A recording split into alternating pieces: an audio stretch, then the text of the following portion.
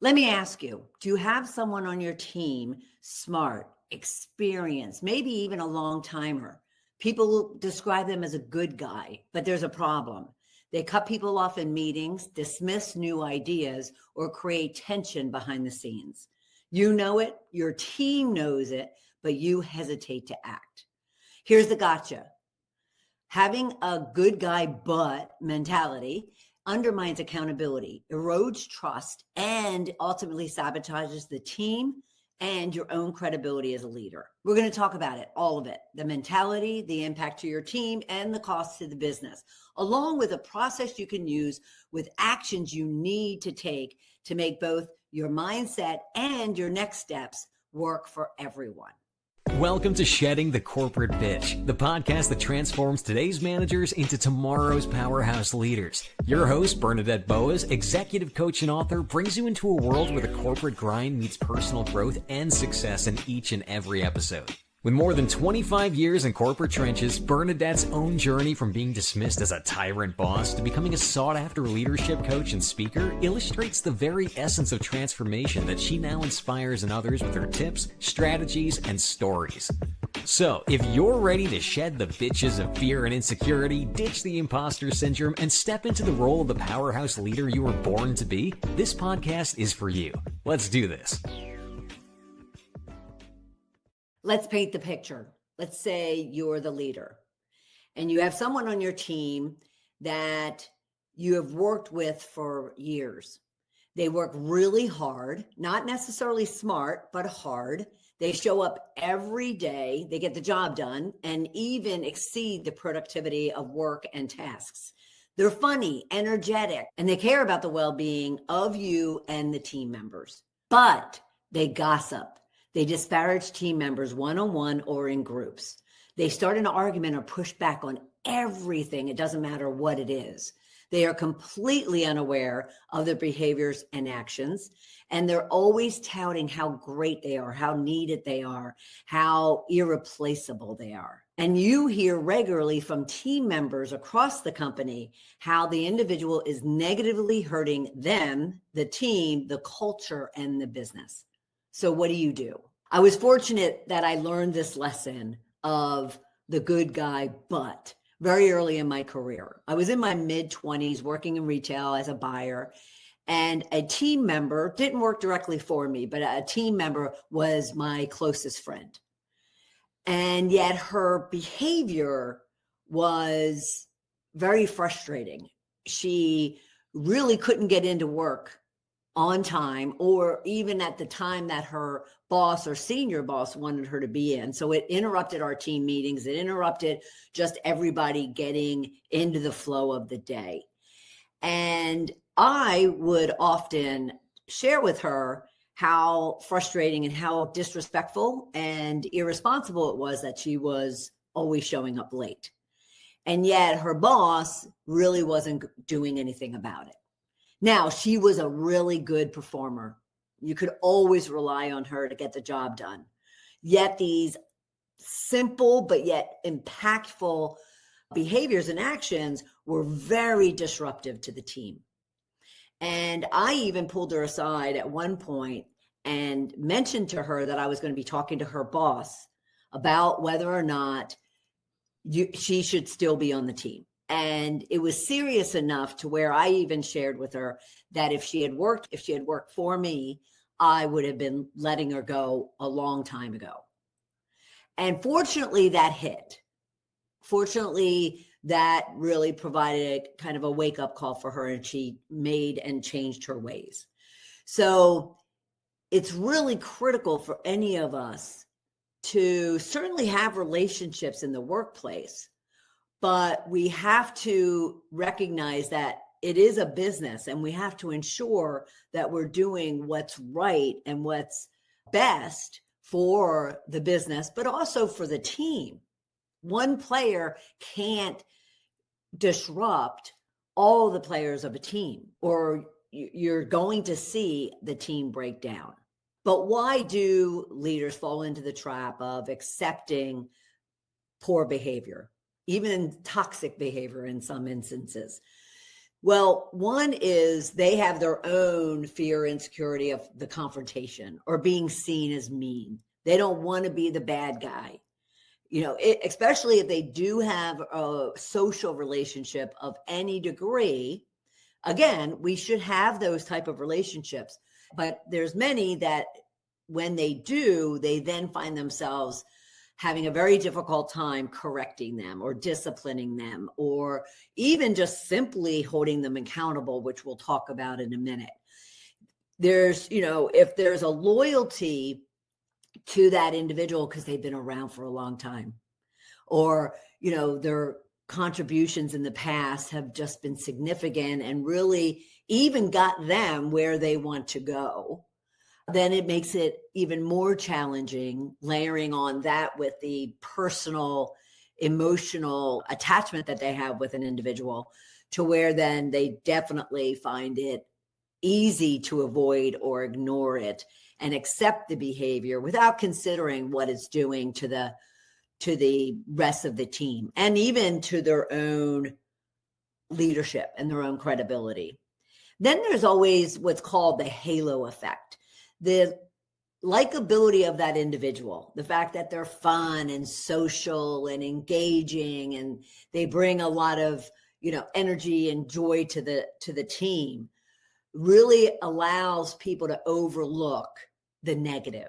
And they tend to ignore it and overlook it because they enjoy the company of that individual. And the next one is they really try to rationalize or defend someone's behavior or performance. They're going through something. They don't mean to do it. It's just who they are. Their natural personality is just assertive or even abrasive or aggressive. It's their culture, it's their upbringing, it's where they're from. And they just find ways to rationalize one's behavior.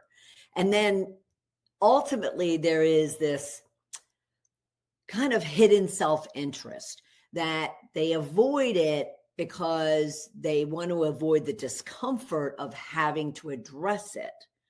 And the discomfort at the expense of even the team's health and happiness is really discounted because of the fact that they don't want to get uncomfortable. But lastly, one of the major reasons why many leaders fall into the trap of accepting a good guy, and that is an individual is a massive contributor, a massive revenue generator.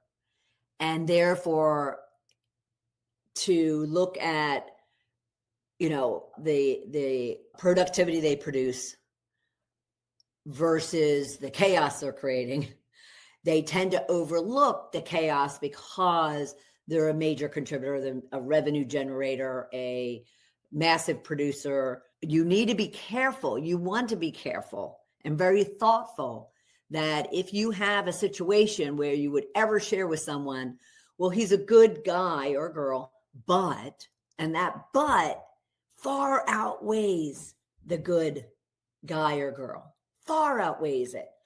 And I hear it far too often.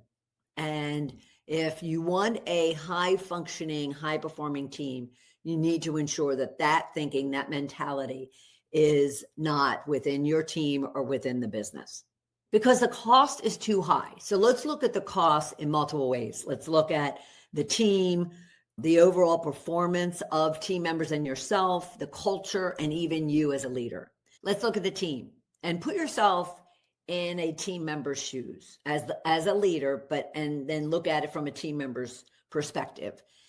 If there is a team member who might be reliable, dependable, shows up, does his or her job, yet creates chaos, gossips, sabotages individuals, creating a lot of stress and frustration and dissatisfaction with even showing up at work for all the other team members, consider what that's going to do to your team.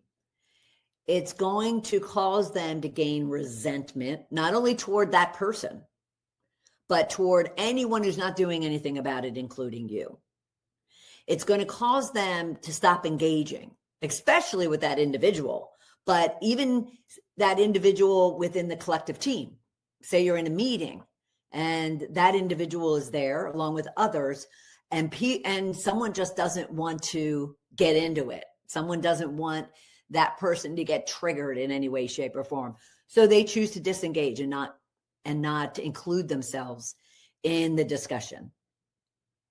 And what will that do to your overall team performance? At the same time, one's behavior is being viewed and experienced by others. And this is one thing that's not talked about a lot.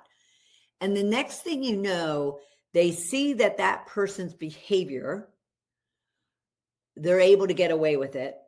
They're able to gossip, disparage, disrespect, just overall have some, toxic behavior. And they see that they get away with it. And then in some cases, they even see that individual gets promoted or advanced into other projects, under other initiatives. And therefore those other team members start taking on or modeling that same behavior. So not only is one person eroding the trust, eroding the collaboration, eroding the engagement of the team, but now they're deciding that, hey, if you can't beat them, you might as well join them.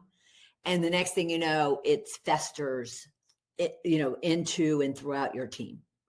So you really need to think about what is the behavior you want all team members, especially yourself, but all team members to be modeling for each other.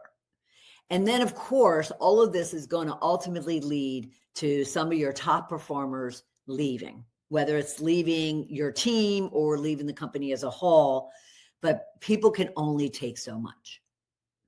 Now, when it comes to overall performance of individuals, of the team, even yourself, the next thing you know, when all this resentment's building up, this disengagement's building up, this lack of collaboration's building up, this, people taking on that bad behavior, that's just going to create a lot more conflict than you even have at the moment with one individual. And so you need to, kind of keep an eye and take a pulse of the temperature of your team members.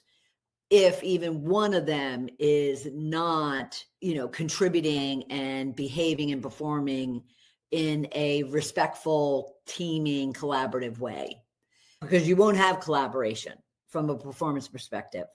You're going to have statements being made at each other as opposed to a conversation. And then, of course, if the collaboration disappears, if the conflicts arise, if people are walking around with a chip on their shoulder, well, then the next thing you know, you will take an immediate or longer term hit to the results and to the achievements that you and the team are able to accomplish. We're going up, right? We're looking at the team. We're looking at overall performance.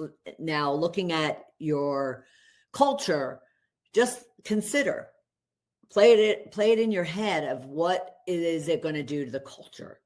Well, it's definitely going to establish itself as a conflict avoidance, accountability, ignorance, a toxic generating culture. That's what it's going to all of a sudden brand your team as, if you allow it to continue and if others are observing this type of environment amongst team members. Again, the hit to the team, the hit to the overall performance, the hit to the culture. And then, of course, all of that's going to roll downhill to you. And you're going to take a hit to your credibility. You're going to take a hit to your leadership capability. You're going to take a hit to overall lack of leadership if you're not capable or willing to address the situation with this individual, especially before it becomes more of a collective team type of issue versus just an individual issue. So if you ever have a situation where you have a team member who is a good guy, but look at that butt and address it. Do not avoid it. Do not ignore it, because it will come back and bite you in the butt. So let's look at what can you be doing to really think differently about individuals on your team who you do have some connection to, who you do have some loyalty to, who you do have some relationship with. And what could you be doing differently to ensure that everyone is getting the support that they need in order to be the best contributors and the best performers for a company and for a team? The first thing I would suggest is redefine what nice really means. What does that good guy or gal, what does that really mean? Because nice gets you in trouble. Good guy, good gal gets you in trouble. It causes you to avoid addressing any issues. It causes you to get very uncomfortable. It causes you to ignore and accept and lower your standards. So redefine nice and look at it as, instead of nice, look at it as respectful. And then think about, how would you respond to someone? How would you treat someone who is disrespectful? Disrespectful in their words, disrespectful in their behavior, disrespectful in their actions, disrespectful in pure lack of. How would you then handle that? And I think if you looked at it as respectful versus nice, you'll have an easier time walking into the discomfort of addressing someone who's disrespectful. And ultimately, that's going to come to accountability, holding that person accountable.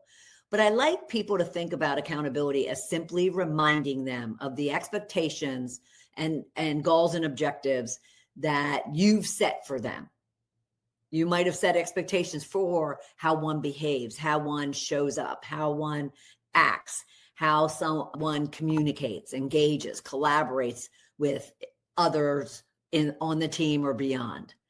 And therefore, accountability is simply saying, all right, Joe or Joanne, I've observed this behavior from you, and I find it to be disrespectful. I find it to go against the expectations that we all agree to for each other and for the team. And we need to talk about it. You need to get comfortable being uncomfortable. As a leader, you're expected to deal with difficult situations. You're expected to deal with tension. You're expected to deal with high emotions and low emotions.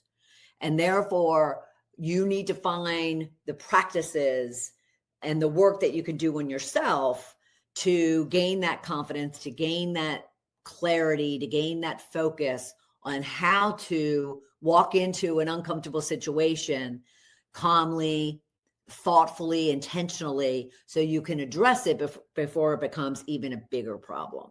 And to kind of touch on that, or to create like a thread of those first two, is really detach behavior from the person.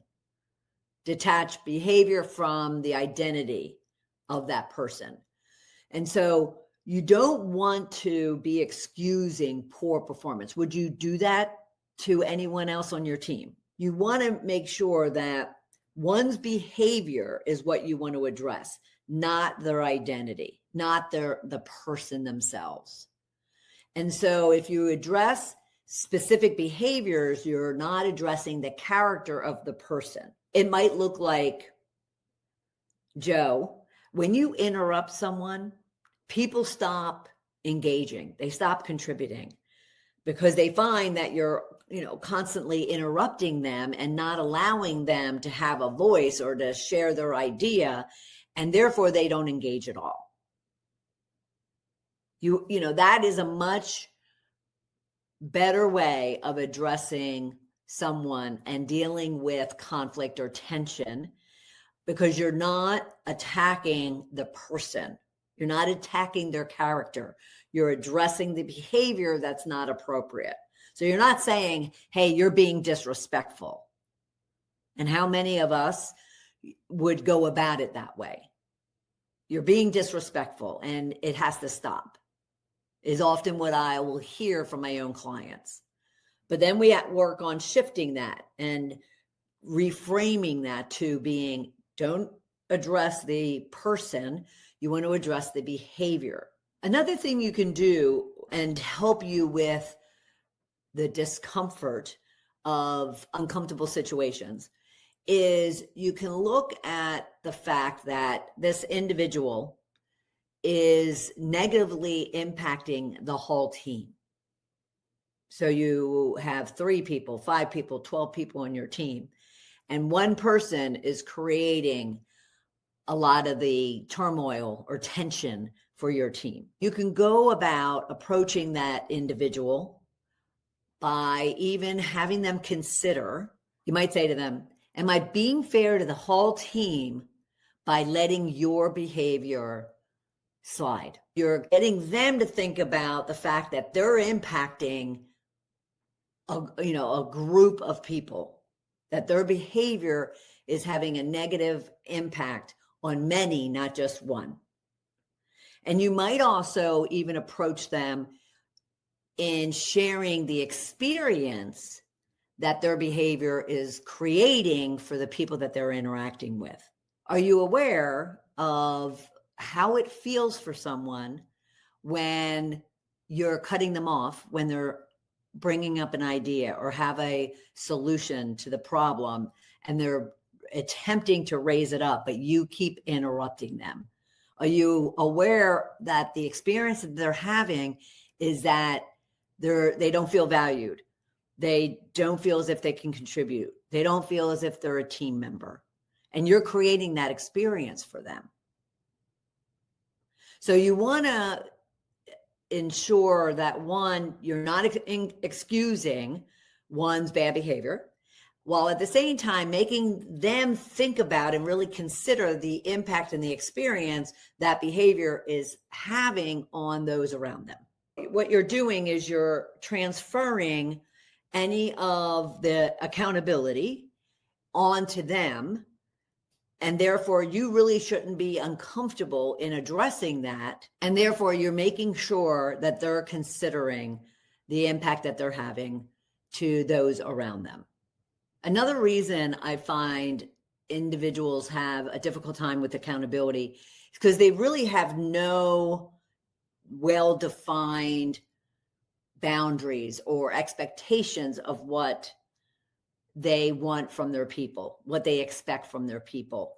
And therefore, if they don't have them and they haven't been communicated to their people, there's really nothing to measure or to assess one's behavior against it.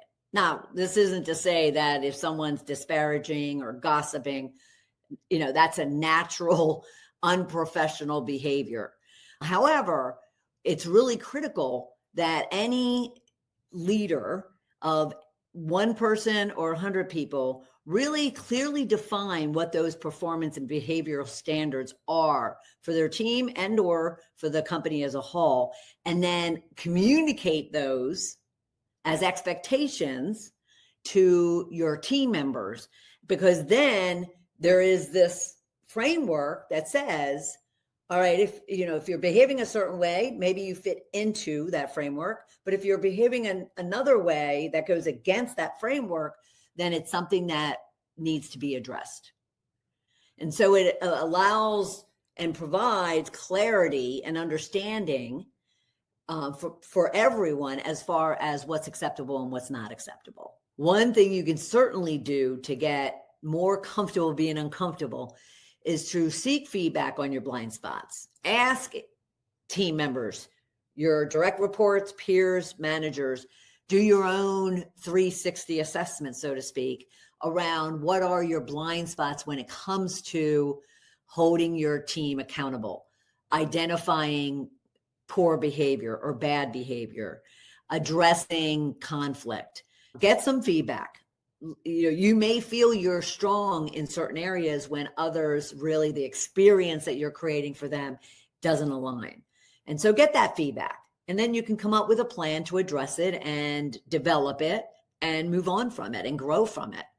So there's a lot that you could be doing in regards to really reframing or looking at things differently when it comes to having to deal with a good guy but. We have to address that but. So redefine what nice means to you. Make sure you're getting comfortable being uncomfortable as you're also detaching the behavior from the person or the identity, separating the two, because it'll make it easier for you to address anything that goes against the expectations and the standards you defined. And then, of course, we want to be sure that we're, protecting many of our team members, not just one, because you like them, while really strengthening your accountability muscle, really working on the language, the approach, the style to use when it comes to reminding, because that's what accountability is, reminding someone of the expectations that they agreed with. And then, of course, you want to really understand your role and responsibility and understand the blind spots that you might have. Here are 6 tips you can use to really ensure that you're not allowing one person to pull down the overall performance and contribution and value of your entire team. So that would be spot it early. Keep an eye out for behaviors and actions that aren't aligned to the standards and the values and the expectations that you have set that are hurting other team members. And then when you do identify anything, or maybe someone comes to you, don't dismiss it, don't avoid it, don't ignore it. Reframe how you need to go about addressing it and learning more about it so you understand it, so then you can provide the appropriate coaching and correction that would be needed. So there is a change. So spot it early and address it very quickly. And then be sure you are documenting anything and everything that is needed in order to follow through on the accountability, the observations, and the feedback that you're providing to this individual, so they are very clear and can be very focused on what needs to change, what needs to be different. And then be sure to set those expectations, establish boundaries for your team as far as what's acceptable and what's not acceptable behavior, how you expect the team to be collaborating, engaging, supporting, teaching, coaching, developing each other.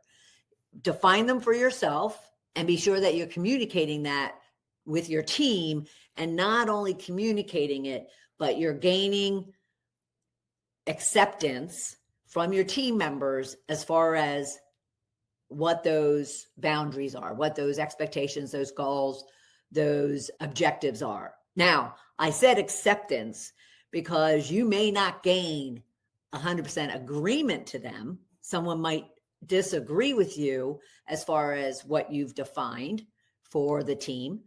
And yet you're not looking for consensus. You're not looking for everyone to agree with you. It's how you want your team to be behaving and performing and showing up each and every day. And therefore you just need them to accept that. And then that's how you measure, assess, and provide feedback, or even discuss consequences with team members. So you want to spot it early, address it quickly, document and measure it, and then set those expectations or those boundaries and communicate them so that everyone has a very clear idea. From that, if you have a persistent issue, you need to make sure you are escalating it quickly or escalating it as needed. You want to involve the necessary people. You want to ensure that whatever training, resources, support, coaching is needed is given to an individual to ensure the change and the reset that you're looking for. From there, what you could do is ensure that you use these situations, these challenges, as learning opportunities for your team members collectively, without disclosing anything confidential or anything disparaging or what might be perceived as gossiping. You can remind your team members of the expectations, the standards that you have for everyone on the team and how you're going to go about holding anyone accountable should they not show up and not perform in the way that was established. Ensure that you just don't move on from this situation. Use it as a great learning opportunity for your team. And I'll give you a bonus tip. When it comes to really looking at good guy but, that nice guy, the likable guy, the person you've known for a really long time, just simply ask yourself, if another team member performed in the way that this individual performed or behaved, would you tolerate it? So ask yourself, if another team member behaved in the way that this team member behaved, would I tolerate it? And you might just find yourself saying, yeah, no. And if that's the case, then you know what you have to do. As uncomfortable as it might be, you know what you have to do. As we wrap up, I want to give you a challenge. I really want you to think about and identify who your good guy but is. Is there someone on your team where you have let them slide, let them get away with behavior that it doesn't have to be on the extreme of toxic, but behavior that isn't in the best interest of the health of your team, the success of your team? And if so, then write down and really think through, what is the impact? What is the cost this individual is having to my team? And if you don't know, then ask your team members to give you feedback in regards to it. They know you want to help them. You want to care for them. So ask them if you can't answer those questions for yourself. And then take one step this week to really confront it, to address it, to ensure that you're looking out for the many, not just for the one. Because leaders who protect one person's comfort at the cost of the whole team, they aren't leading, they're avoiding. Accountability is not cruelty, it's courage. And if you are here, you are a powerhouse leader or working your way to be. And one way you can do that is ensure that the good guy but goes away and becomes a respectful member of your team. You deserve it, your team deserves it, and the business deserves it. Now, if you enjoyed this episode, please share it with your colleagues and team members, as well as subscribe to Shedding the Corporate Bitch. You can go to balloffirecoaching.com/podcast and follow us on any one of your podcast streaming services or even Shedding the Corporate Bitch YouTube channel. I look forward to having you back here for another episode of Shedding the Corporate Bitch. Bye. Thank you for tuning in to today's episode of Shedding the Corporate Bitch. Every journey taken together is another step towards unleashing the powerhouse leader within you. Don't miss any of our weekly episodes. Subscribe to our podcast on Apple Podcasts, Spotify, or wherever you love to listen. And for those who thrive on visual content, catch us on our Shedding the Bitch YouTube channel. Want to dive deeper with Bernadette on becoming a powerhouse leader? Visit balloffirecoaching.com to learn more about how she helps professionals, HR executives, and team leaders elevate overall team performance. You've been listening to Shedding the Corporate Bitch with Bernadette Boas. Until next time, keep shedding, keep growing, and